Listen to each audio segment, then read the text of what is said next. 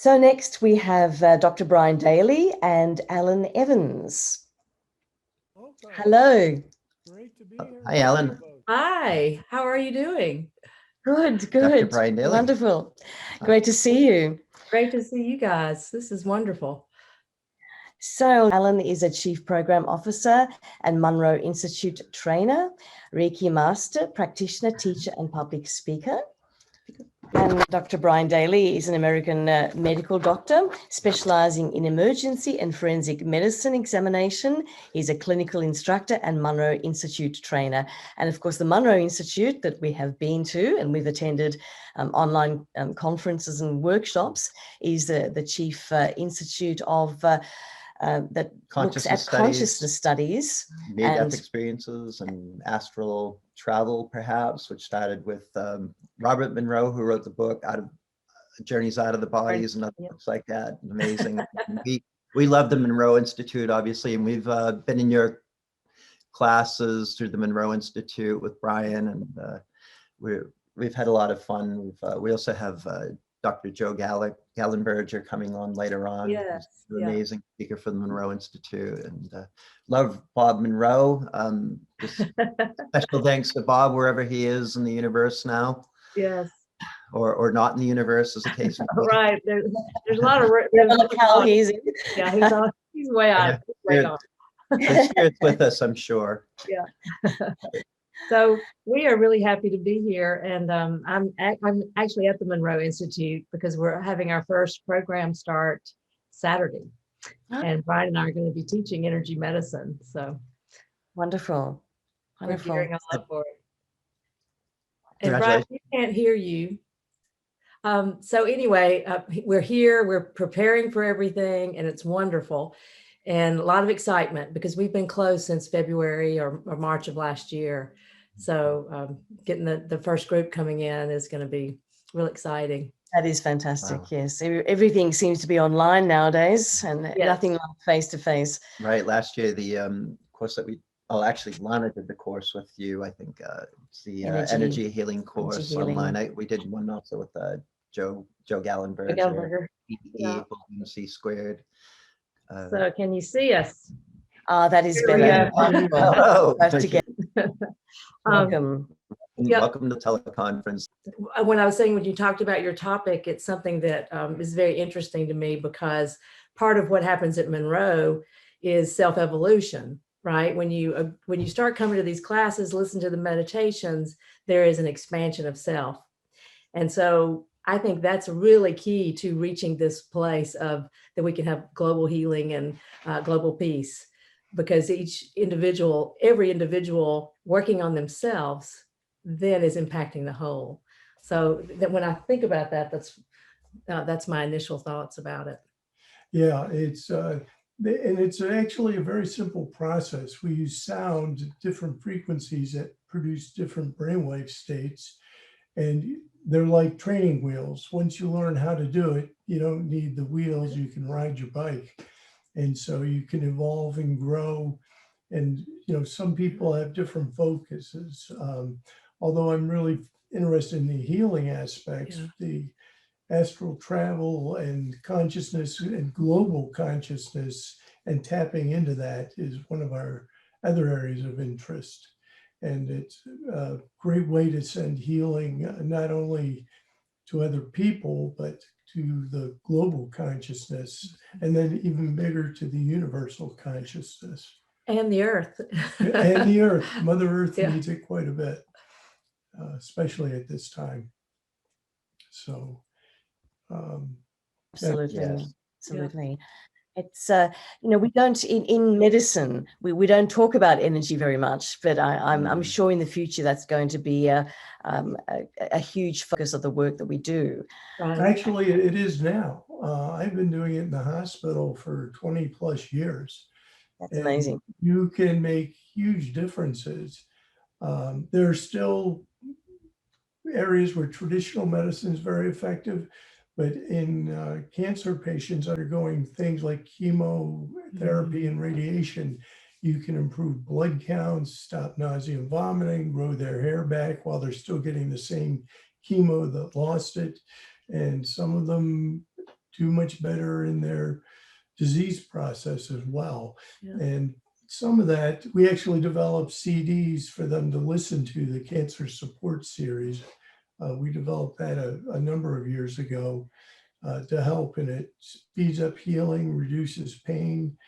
And there's other exercises that we do that are focused more globally, which, there are others in addition to ourselves who are looking at, random number generators placed all over the globe now that start to become non-random right before key events happen, whether they're earthquakes or tsunamis or shifts in human consciousness and large populations. Or even like New Year's Eve, as it goes across the globe, we impact those random number generators with the excitement and the anticipation.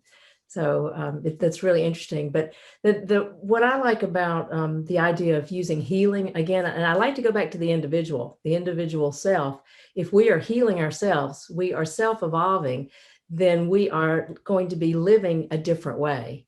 And we're going to be looking at what's out in front of us, our environment, the people that are across our paths in a kinder way, a more loving way, a more accepting way. And so that's going to lead us to this better place. So the more that we do this individually, the more we do it for the world. So that this, the focus and the understanding of the fact that we are all interrelated and interconnected, and it's all energy. We're wondering how you would connect that with peace. In my mind, the loving interaction with others around the world is in itself a peaceful act. It's a high vibrational state of being. Thoughts beyond that? Well, if you love yourself, you're loving others. It changes your whole outlook and philosophy. Yeah. And we start small and then work big and increase our global perspective. And we're seeing this in the way, huge areas of people at these points now are banding together to support one another. Mm-hmm. And we have a lot more consciousness studies going on than there used to be. 20, 30 years ago, there weren't anywhere the numbers looking at how thought and human perception is changing one another in the global consciousness as well. We used to focus on ourselves and things that it stopped there, but it goes on well beyond that. Yeah. A lot of people are waking up, aren't they? Yes, yes. And I mean, we always talk about energy, and I think people think that this is something esoteric, metaphysical, and it's not. Look, we have our personal realities, each and every one of us. We then also operate what I call the outer reality, which is a shared reality composed of all of us, with all our little universes interacting at the same time, like little bubbles in space, just interacting, and we're communicating as we are now. And this is the energy of us communicating with you and our audience at the same time. That's energy. We speak as a frequency. It goes out, it comes back, there's sending and receiving. That's how simple this is when we talk about energy. And when you even nonverbal communication, Allyn, you've got a great big smile on you, and Bryan's energy is coming out at us, and we're receiving it, and we're feeling your energy, and we're getting excited and inspired by you, and and everybody else that's listening in. And this is what it's all about. It's very simple. So just wanted to add that little bit in. I mean, I know we're all, Lana's a doctor, you've been with the Monroe Institute as a professional trainer for a long time, and we've got Bryan, an emergency doctor in New York, but but each and every one of us, it's very simple to understand this. You don't have to be a Harvard professor, is what I'm trying to say. Right. It's a very simple concept. And I think peace. I think peace and that loving interaction with each other. It is healing, isn't it? Yeah. It's healing. This is what helps us be our best. Mm-hmm. Well, when agree. you look at the interaction of a mother with her child and a father as well, and nowadays we're seeing fathers much more active in the relationships than in the past. And, there's a nurturing bond that hopefully occurs and grows. And that just expands. When you see people experiencing joy and they're sharing it with others, it raises the elevation of everybody. Actually, Dr. Melinda Connor published a study a year ago using 10 different devices and for 20 different tests. And healers, we knew people were kind of sending energy and stuff. We can actually quantify and measure it and actually get a particular profile. Reiki healers have one kind of profile and full spectrum healers have another type. And so, in the past, everyone thought it kind of woo-woo and make-believe, but not only is it, we can show clinically in trials that people get better, but that you can actually measure the specific healing energies as they're occurring. So it's really being a whole new understanding. And that's really important that we can actually quantify that. It's important that we show that to the scientific community. And it transcends every belief system. We'll have our national director Ralph Feathersby of Chaplaincy Australia coming up, and I'm sure he would say that prayer is powerful. Prayer is healing. Oh, it is. It is. And you can actually measure it now. That's it's not that prayer wasn't powerful before. It always has been. We just didn't have the ability to measure it. Just like we didn't have microscopes to see cells and such. We were arms and legs. That was as far as we went. But this is really an exciting period because it's also helping us to understand how does human consciousness affect the world and peace. A lot of it's on a quantum level, which we don't need to know all the details. What we do know is when one loves oneself and loves another, that it helps bring coherence and peace to everywhere else and everyone else. Yeah. And then, now we can map the brain and see what's happening there when we're meditating with or without sound technology. So again, we have these tools that we didn't have before that can give us this evidence. So we go from believing to knowing really quickly, more quickly than we used to be able to do. And we have this biofield imaging that Bryan uses in our programs. And that's another thing you're seeing in real time, the shifts in your energy when you send love, when you send Reiki, when you're laughing. So and it's immense how quickly, it's almost instantly, and how huge the energy field expands and shifts into higher levels. So we get everyone doing that, get really big heart chakras, it'll be peace everywhere. No, love is an energy, and happiness and joy, those are energies. And it really is. You feel it. You can experience that energy of love, joy, happiness, just as much as you could anger and anything. It's quantifiable. And one of the things that the Monroe Institute has helped us with is raise our awareness about our own ability to raise our vibrations through various techniques, including the binaural, sound techniques and many other techniques that you use. It's being aware of that, knowing that this is real, really helps you tune yourself into that. And it's a technique which is so immensely powerful. And it's so immensely quick. Now that we have this, you can achieve and do these things way more easily and very quickly. I love the fact that you're an emergency physician and that you are there in the emergency room with your crystals and your other gear. I love it. A real new age doctor. Have a special toolbox for the ICU. It's like a fish toolbox or whatever. But the reason is because all the crystals have to be sterilized, autoclaved. And the first time you put in a water-soluble crystal, it's evaporates. So I have ones that are safe to use and sterilize afterwards. But yeah, I also do surgery, and it's been helpful in wound healing. We have much better results. So it's very useful in a number of ways. Yeah. Those keep time, quartz crystals. Right. So just Well, to that's bring good. it back to Vibrates at a harmonic of 60 cycles per second. This stuff is real. It's real. Mm-hmm. And it's getting even better, faster, and quicker.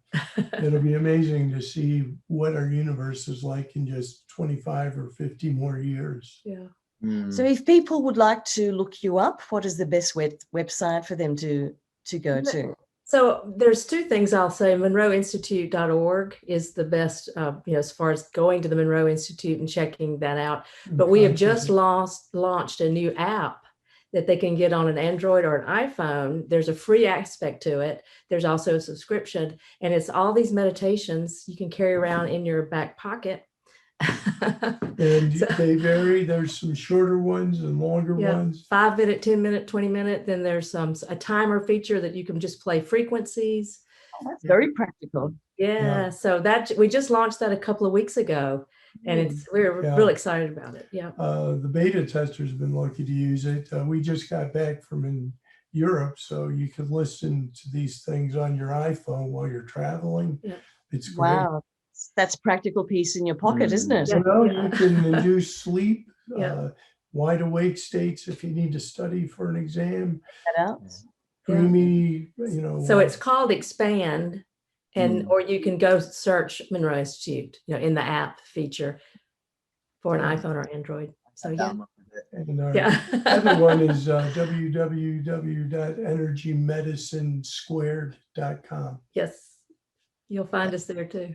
highly recommend it. Lana's done a course with you too, but I know you too as well. And amazing courses that you do. Yeah. Wonderful. And again, it comes back to just bringing it back to the theme of this teleconference. This is a kind thing to do. Most people are overstressed. That's not good. That leads to problems. Yeah, you gotta do these things to be kind to yourself in order to be kind to others. That's the way to peace. Again, I know where people think global peace, we've got to do it on a global level. We need to do a 1 million person meditation. That would be great. But nonetheless, if 1 million people are doing it individually at the same time, which is quite possible, without having it be super organized, without people even knowing that they're doing it because they've incorporated this into their personal routines, that 1 million person peace meditation can happen without everybody even knowing it because it's in your schedule now. Absolutely. You just hit the nail on the head. And it does it, you think, what could one person do? It turns out quite a lot. And if you get a few more like-minded and you put out that intention for health, wealth, abundance, and love to everybody all the time, and more people get into that mode, it can cause a lot of shifts. And you can even raise that vibration for yourself by feeding the birds or letting people go before you in traffic. I mean, it doesn't have to be complicated. It's just small steps of kindness and love. I think that's how most of the speakers are going to approach this, and that's how we do it. You have to remind yourself and just say, I need to take a breath, which is what I always recommend. When you're feeling upset or stressed, taking a breath is a kind act because it brings you back down to a sort of a logical, you're oxygenating your brain and body and just bring it back to a more peaceful state where you can actually think in a rational way and actually control the outcome versus letting the circumstances control you and your actions. So I think what you're doing is wonderful and really important for people, the types of programs and techniques that you and the Monroe Institute, both of you are giving in the Monroe Institute to try to help people achieve personal peace, inner peace, and know the difference between, what's really important is knowing the difference between personal power and worldly power, because we might look at some of the world leaders and political leaders or motivational leaders and go, well, they've got far more power and they can do a lot more than me because I've got more money, more recognition, more status, et cetera, et cetera. That's worldly power. That's not personal power. And I believe everyone has the same amount of potential to grow their personal power equally. And you'd be surprised how much more powerful personal power is in comparison to worldly power. Because with worldly power, you're at the mercy of your circumstances. Right. And true worldly power comes from developing your personal power, your inner power, which starts with a lot of the techniques that you've mentioned and a lot of the philosophies you've mentioned here, and what Diane Gray brought up earlier as well. And we're going to be hearing a lot more about this. Yeah. So just thank you so much. Well, thank you. Thank you for having us.